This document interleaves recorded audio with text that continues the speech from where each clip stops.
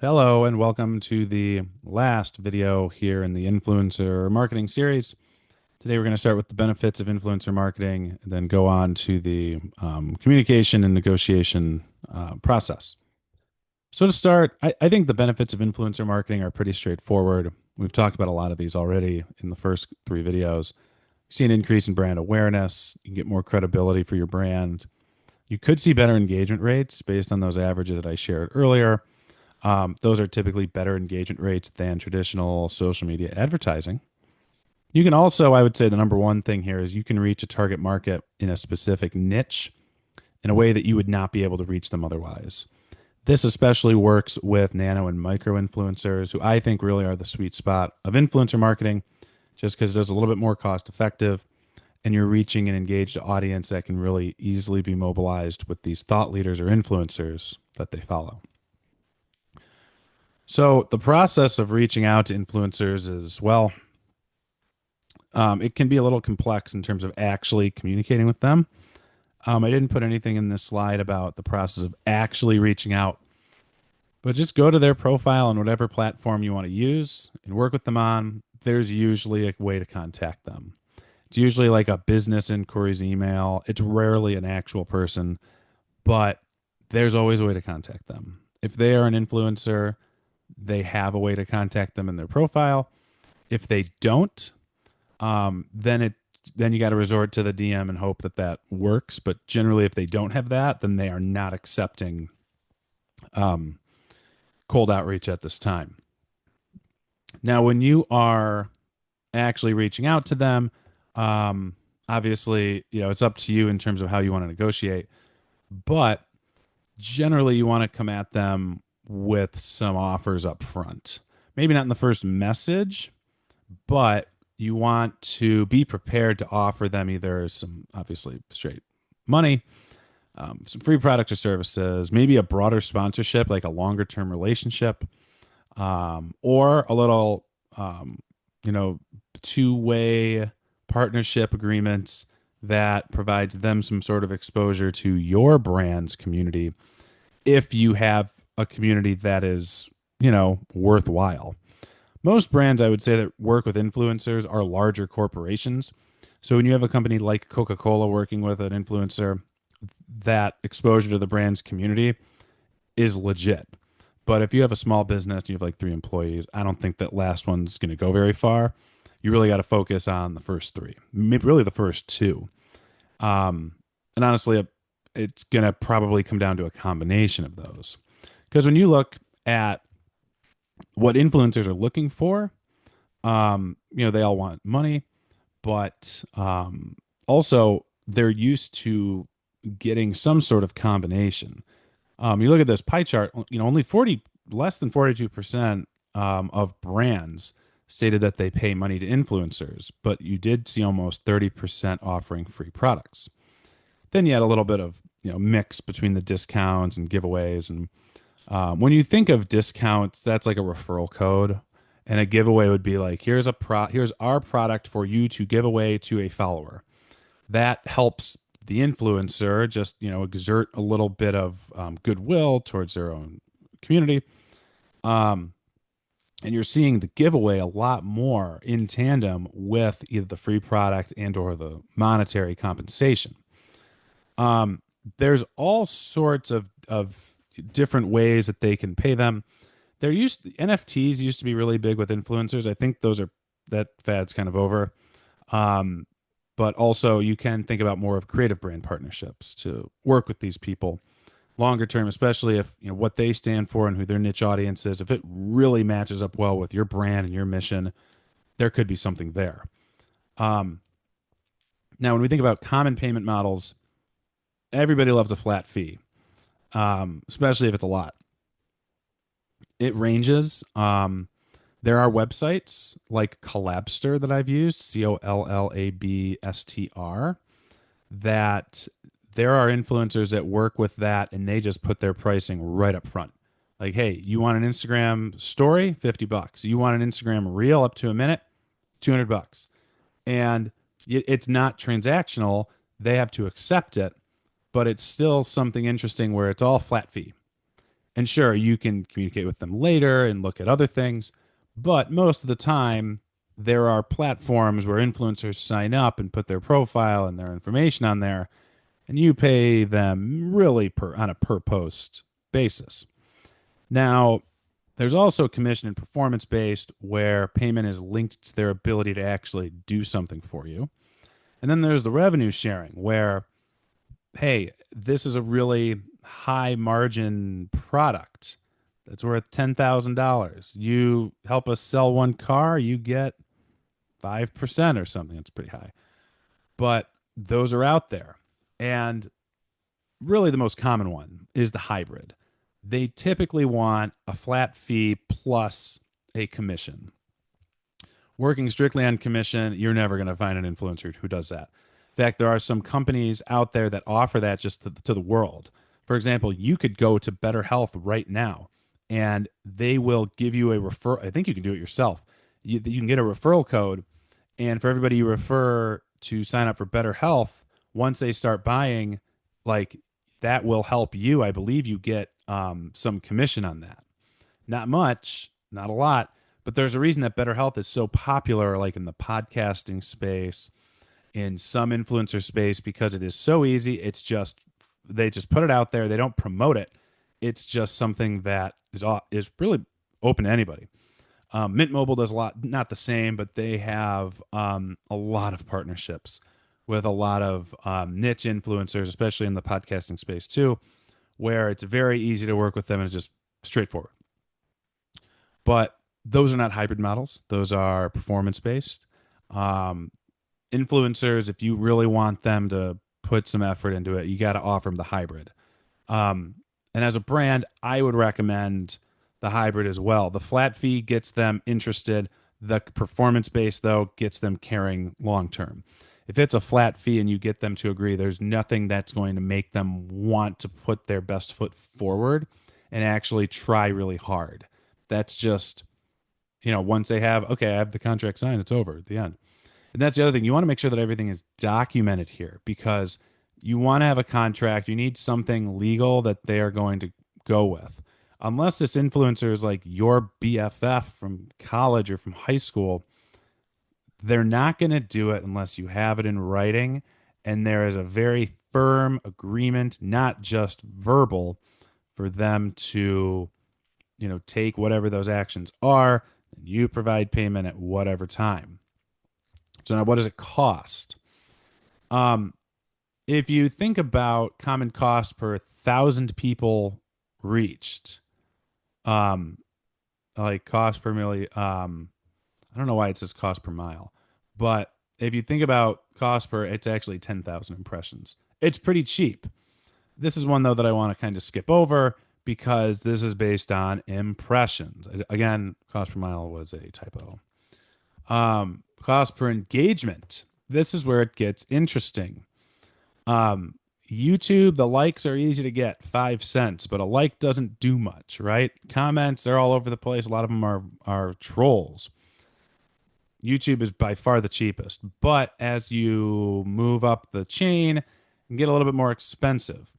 The Facebook number, I don't really understand why it's so high. I can understand the other ones. I can't really understand Facebook being over $15 per engagement. But also, I do think a lot of Facebook influencers are a little bit more long-term influencers. They've been there for a long time. And as a result, their pricing model is just a little bit higher. Now, if you're just on a cost per impression, again, I think we can just ignore that cost per milli slide. But really, it's pretty cheap. There's not much going on. Really not again, one impression being 20 cents on YouTube. That might look good, but at the same time, think about like what these people must be charging. For example, a lot of YouTubers, they will sneak ads into these videos that are like, I don't know, 30,000, they get like 3 million views. At that point, are we talking 20 cents per view? Because that's pretty nuts. Or is this something that is a broader sponsorship, more of a partnership?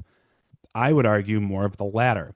So when you think about these costs and like what these influencers are looking for, don't be surprised if the sticker shock is a little extreme, because a lot of times, kind of like if anybody is familiar with freelancing and consulting, when you don't want to do something, you price it so high so that if somebody actually takes the bait and goes for it, then suddenly you want to do it.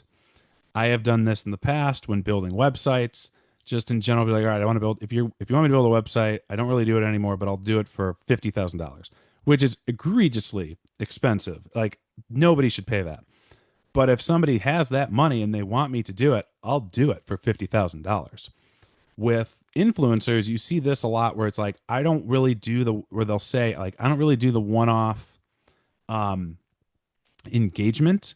I'll do it, but it's going to cost you some, again, like $50,000 for a 30-second video. We're thinking that's ridiculous. Where in reality, they would rather have a discussion about a long term partnership where there is a more steady flow of income for them and more of a steady flow of actual value to you, the brand. A lot of times it ends up even being cheaper than what they are giving you in terms of their high ticket item. Now, when I think about my own experiences with influencers, I've run into this a lot though. And again, everything needs to be documented. If it's not, you as the brand are going to be left with the short end of the stick. But also, in my experiences with influencers, I've seen a lot of issues with reporting. You as a brand kind of have to take the influencer at their word for what their reporting is going to include and that it's accurate. As a result, from my own experience too, I have gotten a report. First off, I've had times where I've had a contract with an influencer and they've just never given the report. Or I've had it where they've sent a report that was so subpar and lacking in what I've wanted that it made me question the entire project. The big example I worked with a micro influencer who had about 25,000 followers, and everything worked fine up until the end. And then she gave me a report where she said, hey, your Instagram reel got what, 2,500 views, X number of likes, and X number of comments, whatever. She just gave me the numbers that I could see myself just by logging onto Instagram and looking at the reel. She didn't give me an average video viewing time. She didn't give me any sort of I could see the people who went to her referral code, which was none. She didn't give me any of the numbers that were exclusive to the account. She didn't give me the number of accounts reached because that's different than impressions. That'll be less. And and she didn't give me anything in terms of, there was a story that accompanied it. It's like you post the reel and then you post the story as a promotional tidbit. I got none of that. It was, to me, it was a sour end to the relationship that had been pretty good up to that point. But I think with influencers, one, I didn't doubt the numbers that she shared because they were all publicly available and I could just go to the account. But to me, I was concerned because she wasn't giving me the other numbers that they were probably pretty poor. If they were really good and really strong, it would behoove her to share those. If she had said, hey, this 30-second reel got an average view time of 15 seconds, that's really good for any Instagram reel. That also would make her look better as an influencer and would make it more it's just a good business decision to put those high performing numbers. When in reality, I think the average viewing time was probably about 3 seconds. And it did so poorly that she didn't want that to reflect poorly on her as the influencer. Anyways, that's my little story on that. But really, when the campaign's over, one, you need to make sure that you get reporting from them, but then you also have to do your own reporting. You can do this in a couple of ways. One, you can do a post-campaign survey, figure out if there's any change in your brand awareness, brand perception, or equity with your audience. But to do this, you also need to do one before the campaign so that you see a pre and post. You can also look at your own content versus the campaign's other content or the influencer's other content. So for this woman who did one with me, she had 25,000 followers. She did probably a sponsored post maybe once a month. And I went back and looked at the ones she had done previously, and she had done like 4 or 5 others in the year. This is last year. And I noticed that mine was significantly worse. And while I wanted to blame her because it looked like she wasn't putting as much effort into it, to be honest, part of it too is as a brand, you also need to check yourself and make sure one, is this the audience I really want? Two, did I give her the right message to share? And then three, what were the other posts doing that were better? And I realized the product that she was promoting was not, back to this from the last video, this experiential side. She was just sitting at her table in her house talking about the product. It wasn't that, it was fun, it was funny, but it was not her out and about. You didn't see her walking around trying different things, trying the product and really experiencing it. And as a result, people didn't feel connected to it. That really shows, not just in terms of the impressions and the reach, but also in terms of like who's going to comment, who's going to like it, who's going to share it, who's going to give this, who's going to send it. That just didn't happen. So really, we only had ourselves to blame for that. I think that as a brand, you want to really look at all sides, and really you need to look at it as a learning experience for next time. Finally, you have the ROI. That is just, hey, how much did this cost, and how much did it actually do for us in terms of revenue, but also those related things, those externalities. Did I get a lot of new followers? Did I get better engagement on my other posts? This was a collaborative post. And what we did see, though, the big jump was that we got a huge spike in followers. And I thought, okay, that did make it worth it in this campaign with this woman. Like the post itself really struggled. How much money did we get from the actual product that she was promoting? Our increase in sales was almost none, maybe like one or two. Definitely not enough to be worth how much money we spent on her or how much time we spent with her.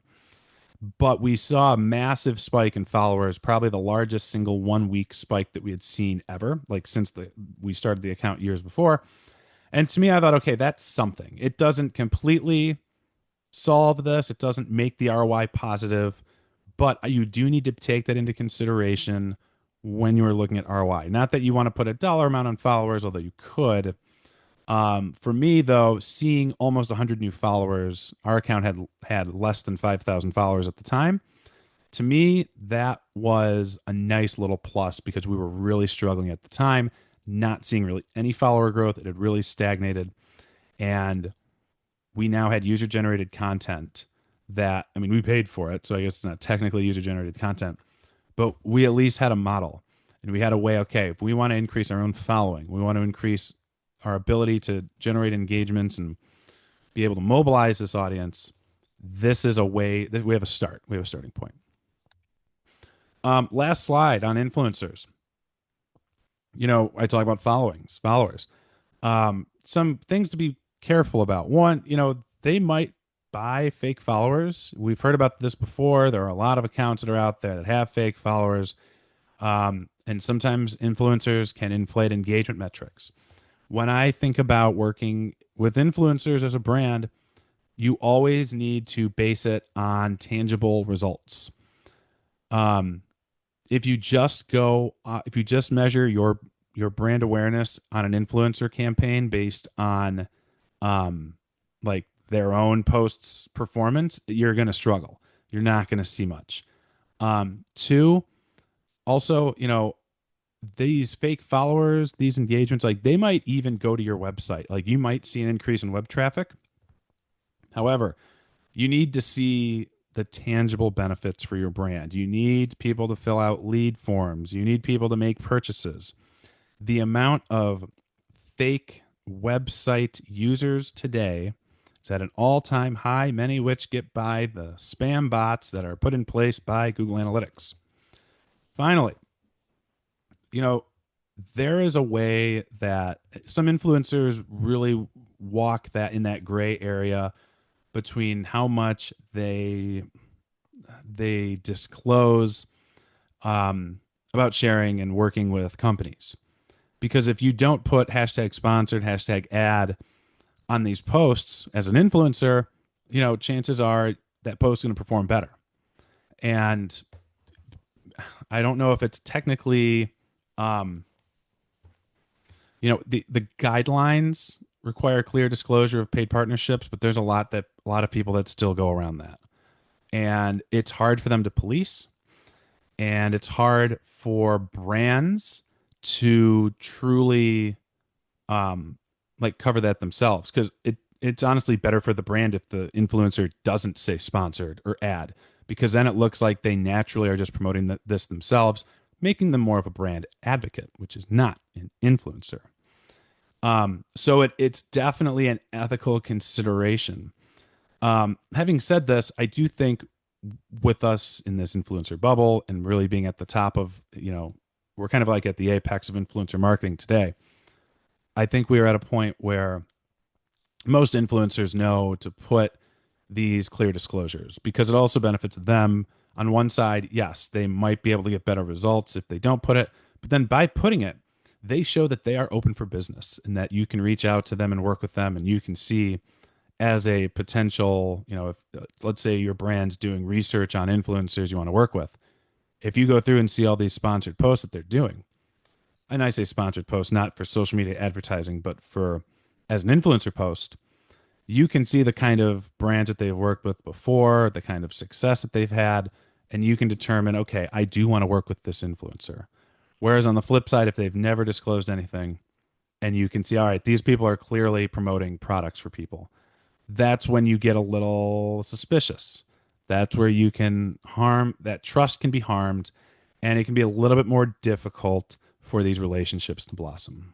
So that covers influencer marketing. I really kind of rambled on this last one. We're at about 22 minutes, but there was a lot here. So, with questions, as always, feel free to reach out. Thank you for sticking with me here. I know it's probably almost an hour of content. And yeah, I'll see you on the next one. More content on advertising coming soon.